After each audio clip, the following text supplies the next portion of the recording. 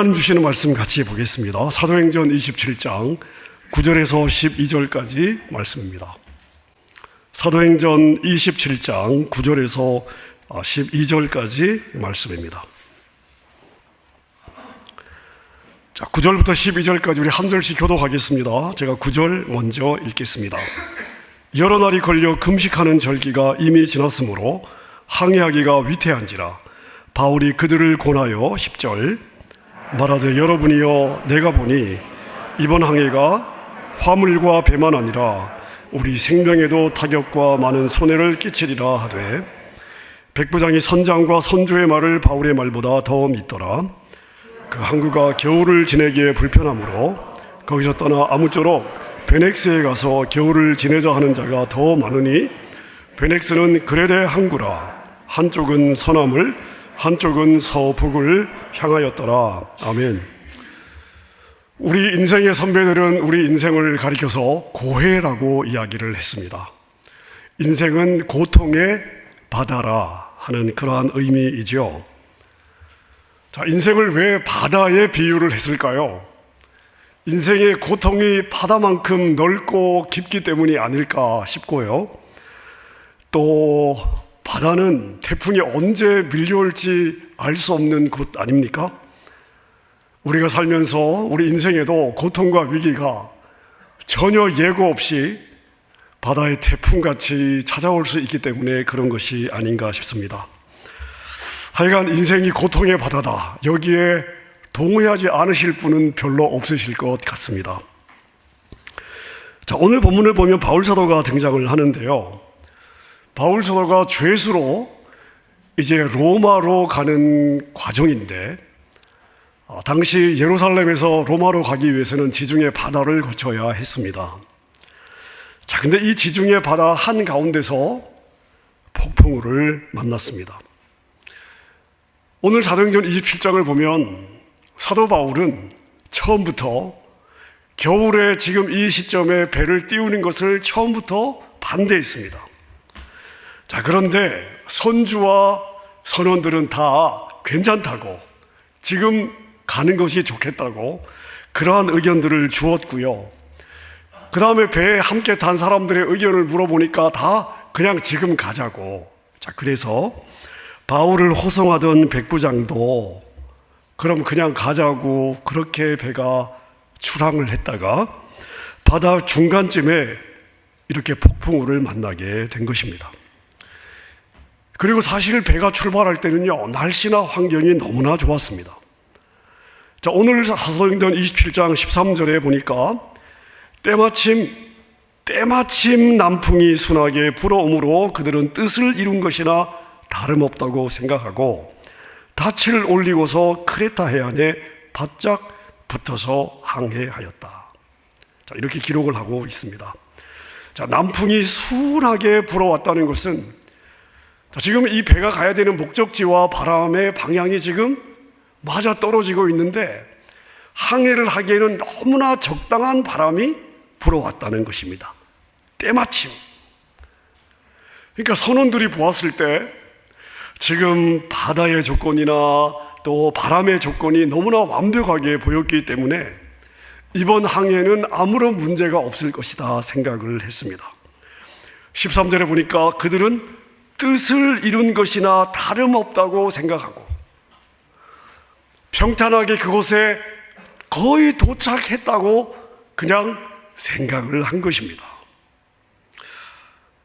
여러분, 이 바울 사도가 탄 이 배가 위기에 빠지게 되는 상황과 우리가 우리의 인생이 위기에 빠지게 되는 과정이 너무 비슷하다는 생각이 들지 않습니까? 시작할 때는 도무지 문제가 생기지 않을 것 같았습니다. 환경과 여건도 완벽했고요. 전문가들도 지금이 바로 그 타이밍이라고 의견을 주었습니다. 자, 그렇게 시작한다고 해서 좋은 끝이 보장되는 건 아니지요.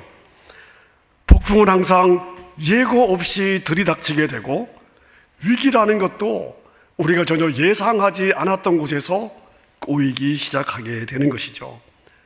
자, 그래서 오늘 바울 사도의 이 상황은 우리 인생의 상황과 매우 흡사하다, 비슷하다 하는 생각을 하게 되는 것입니다.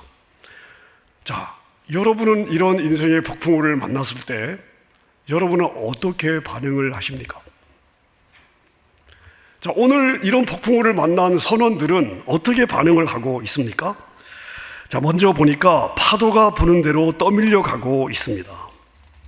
사도행전 27장 15절에 보니까 배가 폭풍에 휘말려 바람을 맞서서 나아갈 수 없으므로 우리는 체념하고 떠밀려 가기 시작하였다.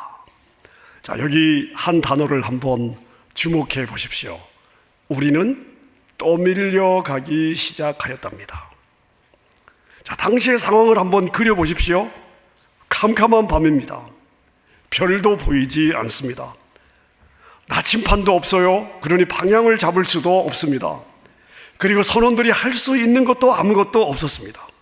자, 그러니 바다 물결이 이리 치면 이리 밀리고 저리 치면 저리 밀리고 그냥 바닷물이 치는 대로 떠밀려 갈 수밖에 없는 것이죠. 인생에서 만나는 폭풍우의 위기도 아마 이와 같지 않을까 싶습니다. 폭풍우 자체도 무섭지만요, 그 폭풍우 앞에서 내가 방향을 잃어버릴 때 어디로 가야 될까? 어느 방향이 맞는 방향일까? 도무지 방향을 잡을 수가 없고요, 그 상황에서 내가 할 수 있는 것이 아무것도 없어 보입니다. 자, 이런 경우는 그냥 상황에 떠밀려 갈 수밖에 없는 것이죠. 자, 이 상황에서 선원들은 또 어떻게 반응을 하고 있습니까? 그 다음은 그냥 포기해 버렸습니다. 자, 18절 19절입니다. 우리는 폭풍에 몹시 시달리고 있었는데 다음날 선원들이 짐을 바다에 내던지고 셋째 날에는 자기네들 스스로 배의 장비마저 내던져 버렸다. 자, 배를 가볍게 하기 위해서 짐을 바다에 던지는 건 이해할 수 있습니다. 그런데 무엇까지요? 항해를 해야 되는데 누가요? 선원들이, 항해를 해야 되는 선원들이 배의 장비까지 내다 버렸답니다. 자, 그럼 폭풍우를 어떻게 헤쳐나가겠으며 폭풍우가 잠잠해지고 나서 그 이후에 어떻게 항해를 할 수 있다는 말입니까? 여러분, 이렇게 우리가 위기를 만날 때는 발버둥을 치죠. 자, 그런데 어느 한계를 넘어가게 되면 대부분의 사람들이 그냥 상황에 맡겨 버립니다. 그러다가 이 단계까지 지나가고 나면 자기가 그동안 붙잡고 살아왔던 삶의 중요한 가치들까지 내려놓을 때가 많이 있습니다. 자, 하지만 우리 인생이 아무리 큰 위기를 만나도, 폭풍우를 만난다 할지라도 여러분, 우리가 절대 포기해서는 안 되는 가치들이 있습니다. 아무리 어려워도 우리가 인격의 바닥을 드러내서는 안 됩니다. 사람의 인격의 바닥을 드러내면 추해지는 거죠. 자, 폭풍우는 잠시 후에 지나갈 것입니다. 하지만 땅에 떨어진 인격의 바닥은 다시 회복하는 것이 그렇게 쉽지는 않습니다. 도덕성도 마찬가지죠. 자, 인생의 폭풍으로 인해서 우리가 인생의 한계를 만나게 되면 어떤 사람들은 바람을 피운다든지 도박을 한다든지 여러 가지 중독에 빠지는 경우들이 많이 있습니다. 자기 자신을 던져버리는 것이죠. 자, 이런 걸 통해서 본인의 현실에서 도망을 하고 싶은 것입니다. 잊어버리고 싶은 것이죠. 하지만 폭풍우는 잠시 후에 지나갈 수 있습니다마는 땅에 떨어진 도덕성은 회복하기가 그렇게 쉽지가 않습니다.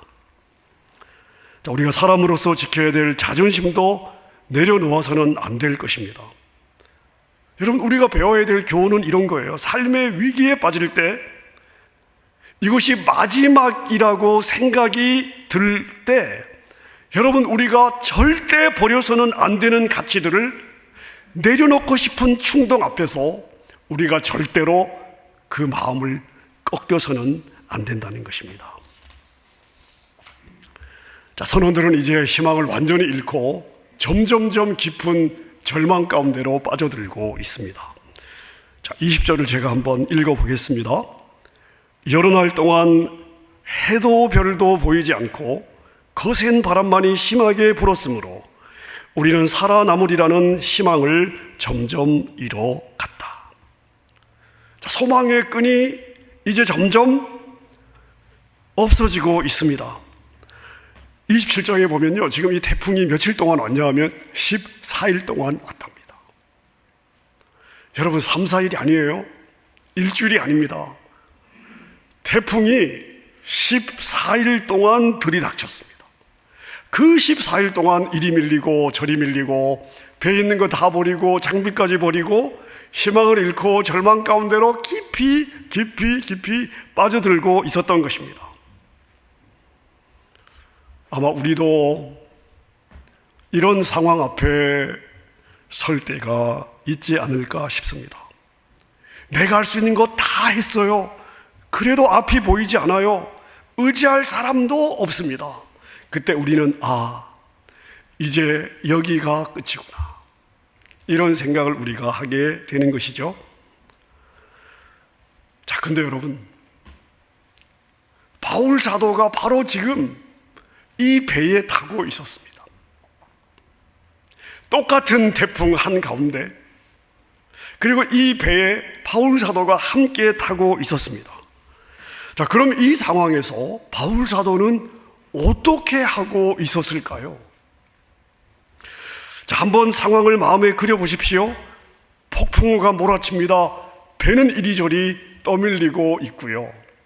선원들은 뭔가를 해보려고 분주한데 이제 배의 짐들도 내버리고 항해 필수적인 장비들까지 내버리고 있습니다.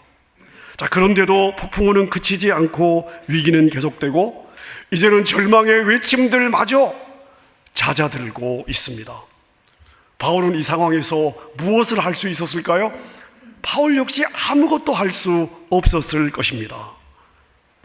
자, 이 상황에서 바울은 무엇을 하고 있는가 하면요, 바울은 고요히 엎드리고 있습니다.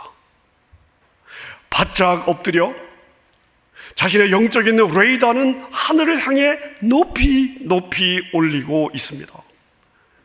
바울이 자신의 영적인 레이더를 하늘을 향해 높이 올리면 올릴수록 바울의 마음에는 깊은 평안이 찾아왔습니다. 여러분, 우리는 선원들의 이 반응을 충분히 이해할 수 있습니다. 하지만 이것이 하나님을 믿는 우리의 반응이 되어서는 안 되는 것이죠. 자, 모든 것이 잘 되고 건강도 좋고 하는 일마다 잘 풀리고 기도의 응답도 빠르고, 자, 이럴 때 우리가 믿음의 반응을 보이는 것은요, 어렵지 않습니다. 자, 정말로 나에게 믿음이 있는가 하는 것은 위기의 때에 드러나게 되는 것이죠.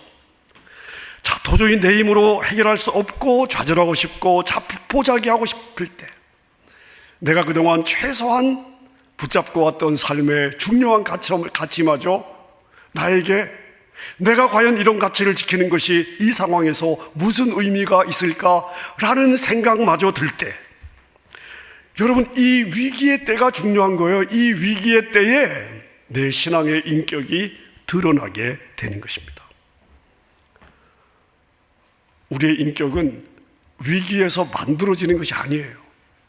우리의 인격은 매일매일 일상의 삶에서 사소한 결정, 사소한 반응, 사소한 태도, 나의 판단을 통해서 형성이 되다가 우리 인생이 파산할 것 같은 이 위기 앞에 섰을 때 평소에 갈고 닦았던 내 신앙의 인격의 바닥이 비로소 나타나게 되는 것이죠. 어쩌면 그 위기의 때까지는 나도 내가 어떤 존재인지를 모르고 살아왔을 수도 있습니다. 하지만 이 위기의 때에 나의 믿음의 깊이와 내가 주님을 얼마나 신뢰했는지가 드러나게 되는 것입니다. 여러분, 인생의 위기를 만날 때 우리는 나는 무엇을 할 수 있어야 되는 겁니까?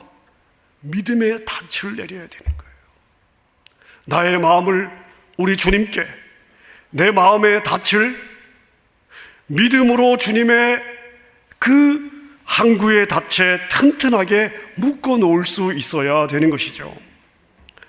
시편 125편 1절에 많은 위기를 겪었던 시편 기자가 이렇게 고백을 하고 있습니다. 우리 같이 한번 읽어보겠습니다. 여호와를 의지하는 자는 시온산이 흔들리지 아니하고 영원히 있음 같도다. 아멘입니까? 우리 다시 한번 고백해 보겠습니다. 시작. 여호와를 의지하는 자는 시온산이 흔들리지 아니하고 영원히 있음 같도다. 아멘. 시온산은 흔들릴 리가 없습니다. 산이 왜 흔들립니까? 흔들릴 리가 없습니다.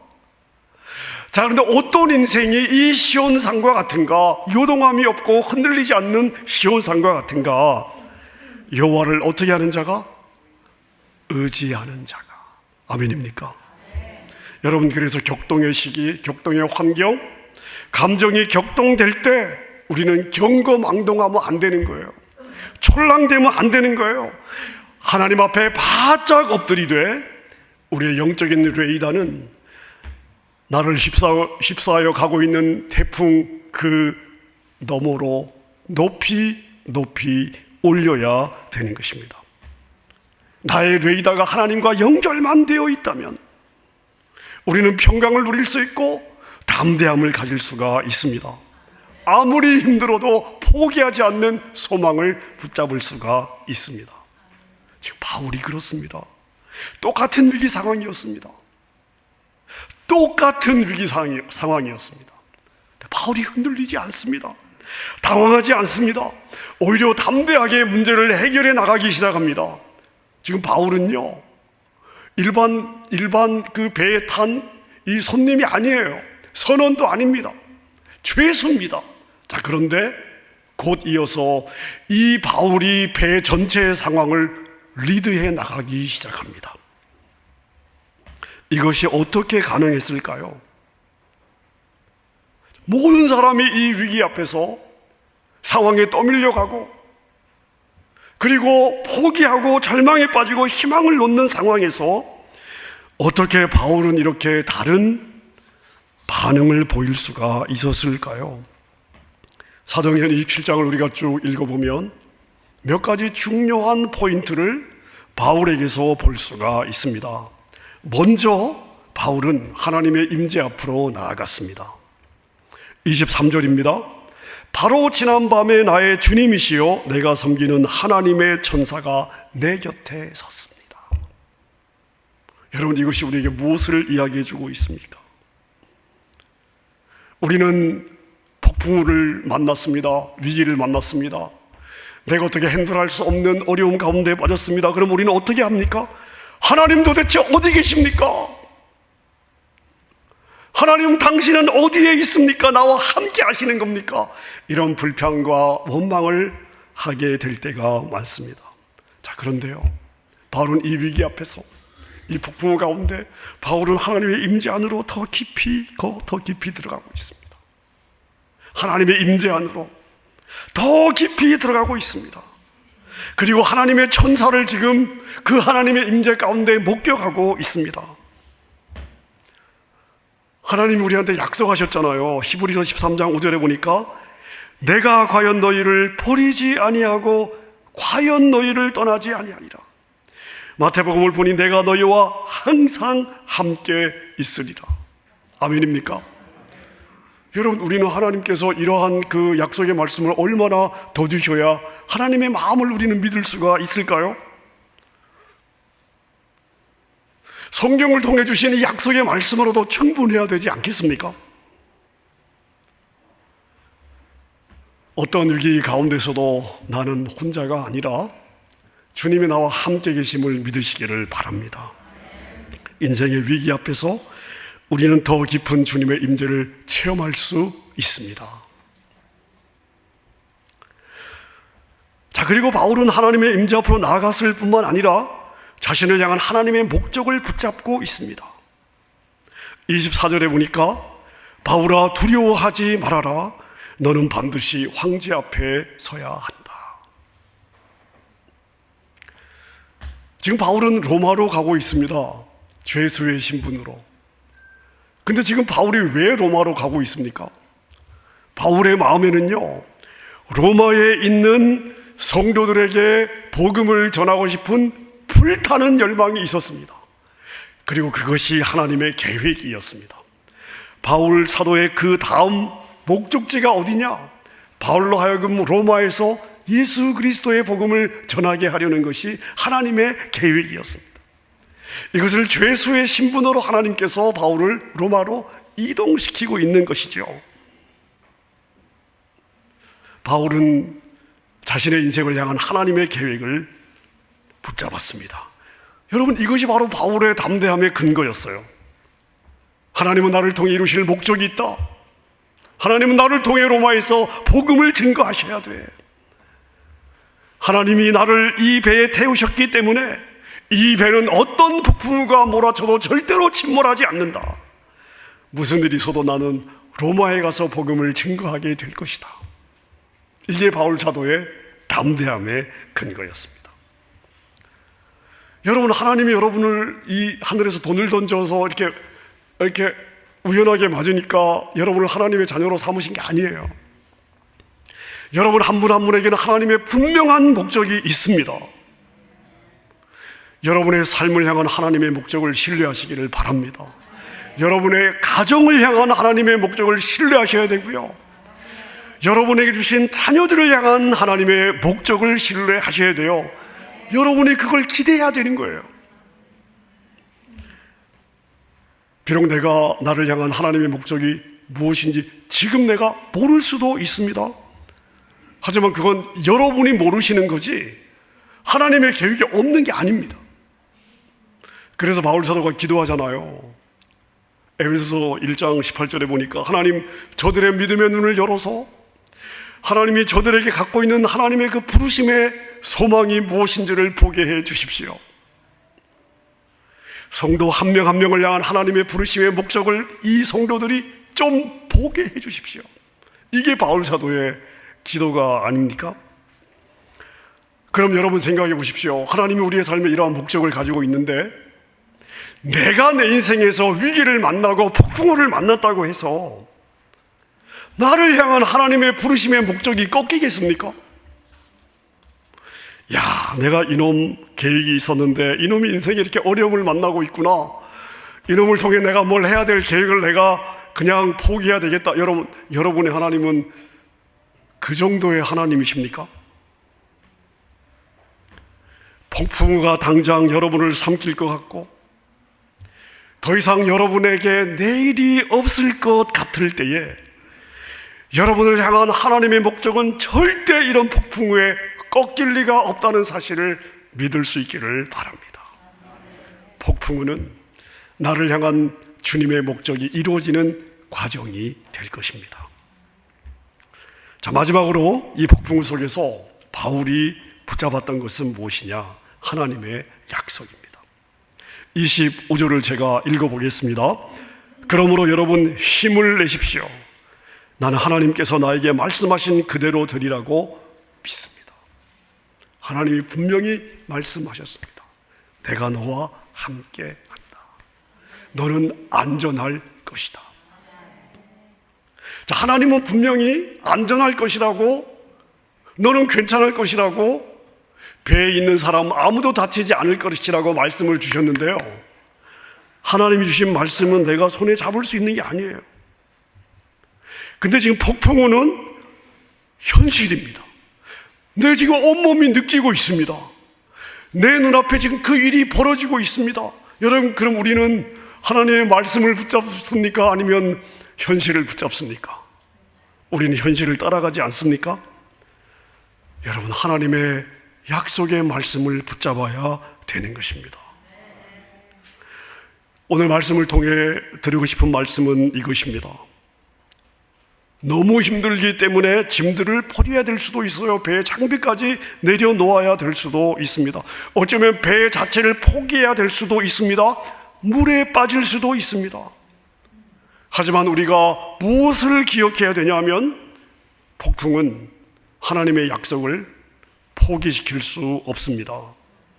폭풍은 하나님의 자녀를 파괴할 수 없습니다. 폭풍 속에서도 하나님은 자신의 약속을 지키시는 분이십니다. 또 하나 있습니다. 폭풍은 절대 영원하지 않습니다. 잠시 후에 안전한 육지에 도착하게 될 것입니다. 왜요? 하나님이 그렇게 말씀하셨기 때문에. 반드시 그렇게 될 것입니다. 사랑하는 여러분, 그러므로 우리가 이 폭풍이라고 하는 위기 앞에서 무엇을 해야 되겠습니까? 기도해야 돼요. 무릎을 꿇어야 됩니다. 영혼의 레이더를 하늘을 향해 올려야 됩니다. 내가 분주하면 여러분, 하늘을 향해 나의 레이더를 올릴 수가 없습니다. 내가 영혼의 레이더를 하나님께 올릴 때에 하나님의 약속을 내가 바라볼 수 있고, 그 약속을 붙잡을 수 있고, 그 약속을 신뢰할 수 있고, 그 약속을 기대할 수 있습니다. 여러분, 우리는 지난 2년 한 반 정도 코로나 팬데믹이라고 하는 한 번도 경험하지 못했던 위기를 지나왔습니다. 자, 그리고 지금 새로운 위기로 들어간다는 느낌을 받고 있지 않습니까? 러시아와 우크라이나의 전쟁이 촉발한 여러 가지 상황으로 인해서 경제적으로 여러분 새로운 위기로 들어간다는 느낌을 받고 있지 않으십니까? 어떤 위기 앞에서도 오늘 바울 사도가 보여주었던 이 믿음의 모습들을 우리가 기억했으면 좋겠습니다. 위기 가운데 우리는 더 능하신 하나님을 확인할 수 있습니다. 더 능하신 하나님을 체험할 수 있습니다. 나와 함께 동행하시는 하나님을 확인할 수 있습니다. 여러분, 이런 역전의 감격, 승리의 간증들이 여러분의 것이 될 수 있기를 주님의 이름으로 축원합니다. 이 시간 우리 말씀 생각하면서 함께 우리 찬양했으면 좋겠습니다. 이사야서를 보면 내가 너를 지명하여 불렀나니 너는 내 것이라. 내가 너의 하나님이다. 나의 안에 거하라. 모든 환난 가운데 내가 너를 지키는 이가 아니냐. 이사야 선지자를 통해서 주시는 하나님의 말씀을 기억하면서 우리 찬양으로 우리의 믿음을 고백하겠습니다.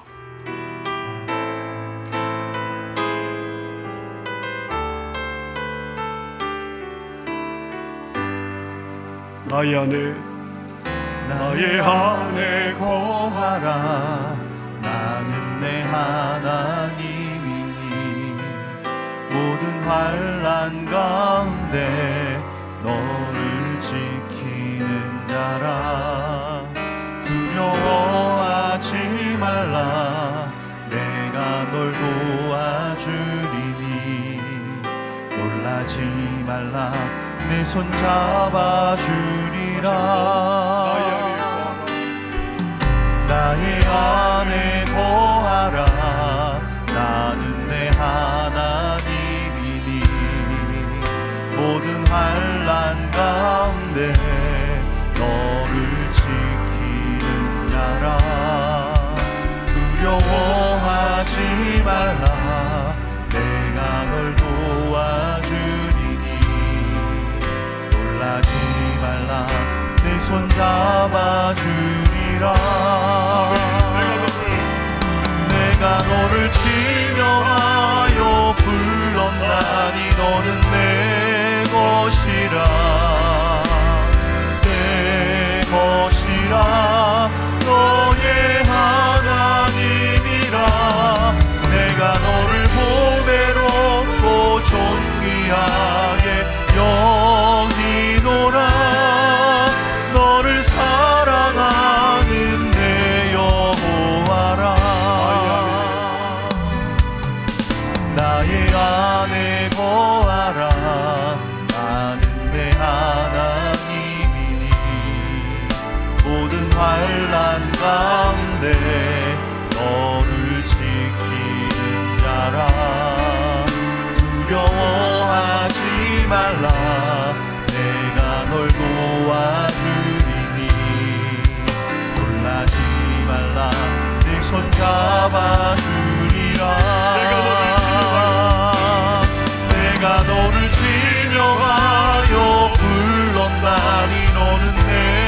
것이라 내 것이라